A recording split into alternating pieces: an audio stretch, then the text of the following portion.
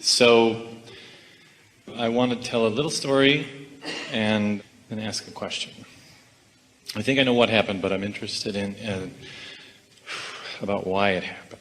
So about, I guess, 13 years ago, well, just a little bit of background that's sort of first step oriented, and then it ends up third step oriented. So when I was a kid, I remember there was a lot of contrast and a lot of step one experience. And my relationship with my dad, I always wanted more. I always wanted unconditional love. And that seemed to be the thing I was craving more than anything. And he died in 2001, and it never happened. You know, I tried to do things to make it happen, but it never happened.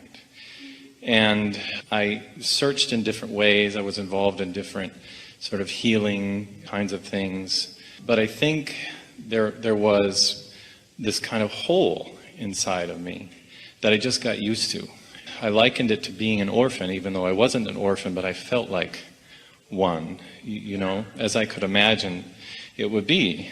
And so I ended up finding this modality called theta healing, just as part of my search. This was about the time that I started to read your teachings as well. Theta healing is this kind of meditative practice that talks about interacting with what they call Creator to do things energetically, and of sort of a healing modality. And so you do these exercises where it's very meditative in its orientation, but there are a set of steps, and you do these exercises in this classroom setting with a partner where you, in this case, we were talking about shame.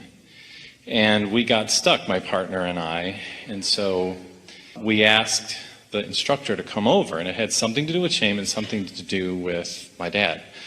But we couldn't quite get through it, and so the instructor, who was phenomenal, just phenomenal, he walked right up to me. He seemed to know exactly what the issue was, and almost didn't even wait for us to ask the question, and said, "Do you want to feel what Creator's sense of a father's unconditional love feels like?"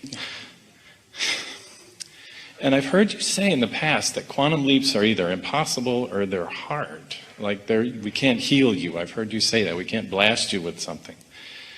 But I got to tell you, when that guy took my hand and he did the little meditative thing that we do in Theta, I felt this unbelievable downpour of love.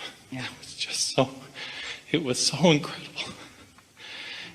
And I didn't know it was coming on some level, but I'm sure I expected it because I had a general expectation that really neat things could happen there. So I must have been allowing it.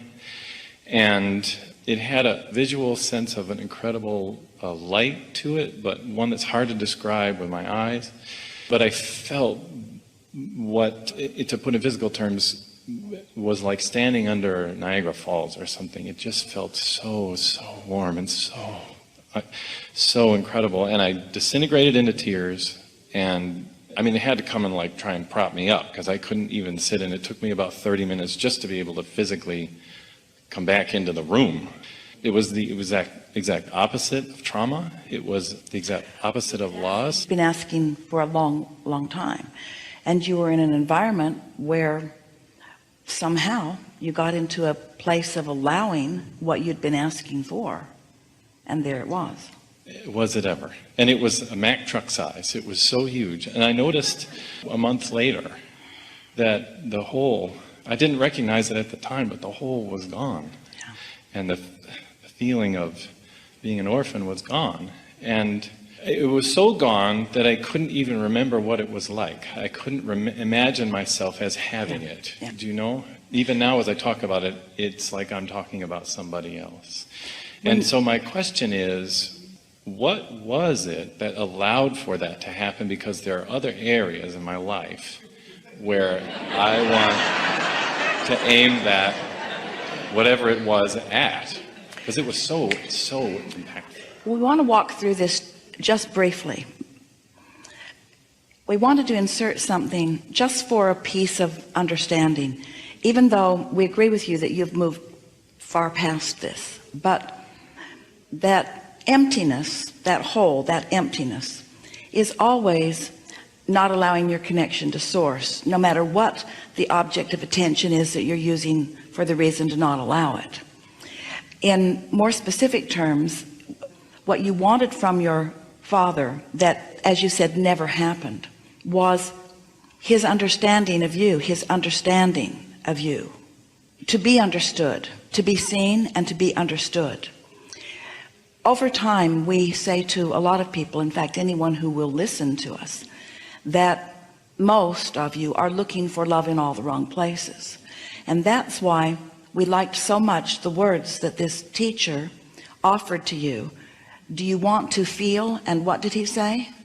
What Creator's feeling of a father's unconditional So love. he didn't bring you specifically, you didn't understand it to be, nor did he didn't bring you specifically your father to fill up that hole.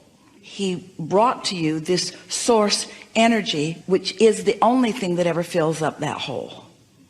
So it was almost like a giving up, and you had given up on it long before your father made his transition.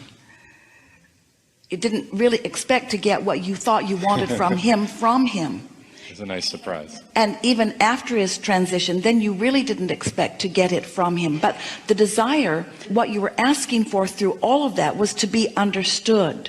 And that's the thing that connection with source energy gives you first and foremost and most. It's an understanding, a complete understanding and acceptance of who you are, where you are, right here and now. It's unconditional. It doesn't involve your thinking the same way. All the things that you tried to do in order to get that from your father, none of that is required with this non-physical flowing of love and appreciation and understanding of who you are.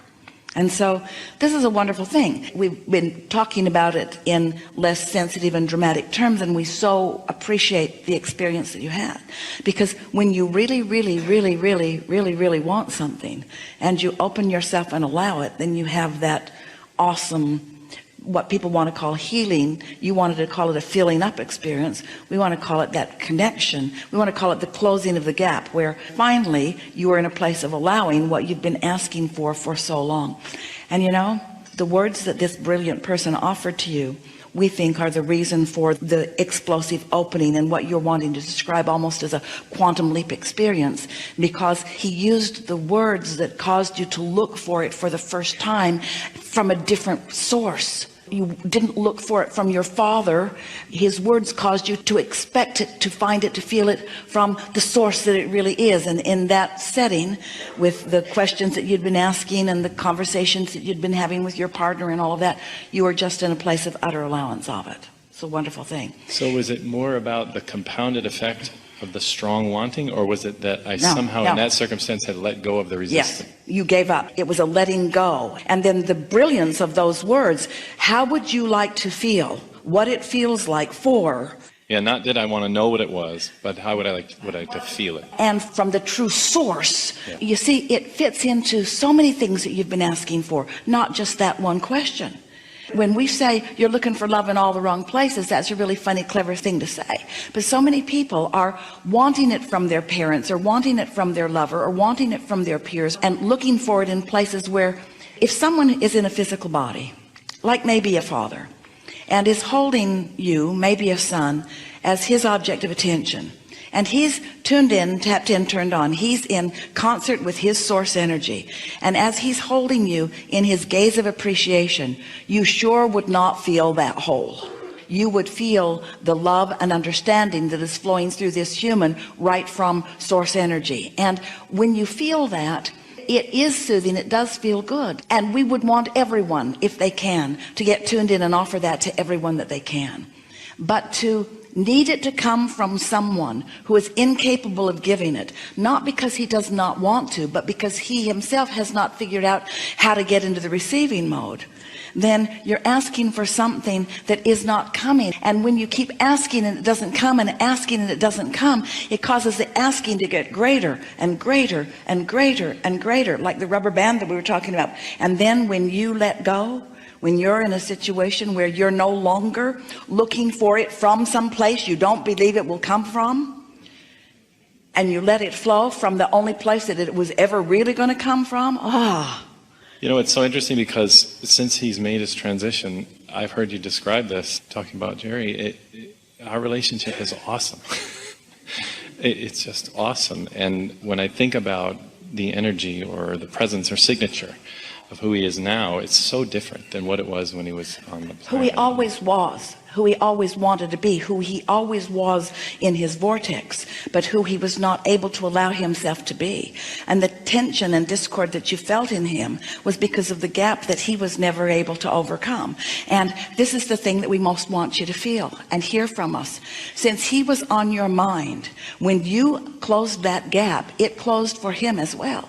He was reveling in what it feels like for someone to close that gap, you see. A gap that while he was in his physical body he couldn't close, a gap that for a long time you couldn't either, and then together you did. Often we say to you that the elation or the emotion that you feel is you letting yourself feel what we all are feeling as we are focused forward with you. And so now the next thing that you said that everyone really appreciated, so got that done. How about closing the gap on something else? In quantum leap-like fashion. We want to offer some distinction here. The reason that we say to you that quantum leaps don't usually happen is because you usually can't shift energy suddenly, because you got to remember, it's your resistance or your belief that is not allowing the gap to close. It could close instantly. Sometimes people will say, all right, Abraham, I'm going to do this work, and how long will it take me to get to where I want to be? And we say, as long as it takes you to get into the receiving mode. We don't think that was a quantum leap. How many years did you say? How many years was it? Did you hear us yesterday when more than 40? Did you hear us yesterday when we were explaining to you that through the contrast and through the asking and through the vortexing and through the gestating and through the becoming, and then when the idea of desire comes to you, that 97% of it is done? And so really it's sort of quantum leap like when you allow yourself to be in the receptive mode and finally let in what you've been asking for. So much has always happened before. So the answer to the question is, how long will something take? As long as it takes you to consistently get into that place. That's why the momentum of it is so rich. We've been saying step one is, contrast causes you to ask. Step two is source answers. Step three is you got to get into that place of allowing or receiving. And so you've been hearing that from us for a long time. And then we say step four is just being really good at step three. And people think that's odd. Why would you give a whole step to that? And we say, because you can stumble into step three. You can accidentally be focused upon some condition that makes you feel good for a moment and gives you a flash of insight about something, but you can't hold it steady. It isn't until you really, really care about how you feel. So you guide your thoughts, not to make something happen, but to feel better and feel better and feel better, till you've really got that mastered so that you feel good mostly. Because once you feel good mostly, then you're in that receiving mode so that you receive the idea. And it's interesting, when that idea comes, it feels like a quantum leap. It feels like a quantum leap from not having the idea to having the idea, or not letting the energy flow to letting the energy flow. Most people, when they're talking about quantum leaps, they're not talking about energy shifts. Of course you can do that instantaneously. All it takes is an absence of this vibration that's resistant and a present of this vibration that is allowing. Quantum leaps and emotional shifts happen all day, every day. But what humans usually are asking about when they're asking about a quantum leap is how I can get that car in the garage right now. How can I find this relationship that I have? They want the manifestation of it. They want the thoughts to turn to things instantaneously. And thoughts are not going to turn to things instantaneously until the thinker is a vibrational match to the things that he wants to be there. So it's about that unusually rather gradual allowance of yourself to accept the delicious unfolding.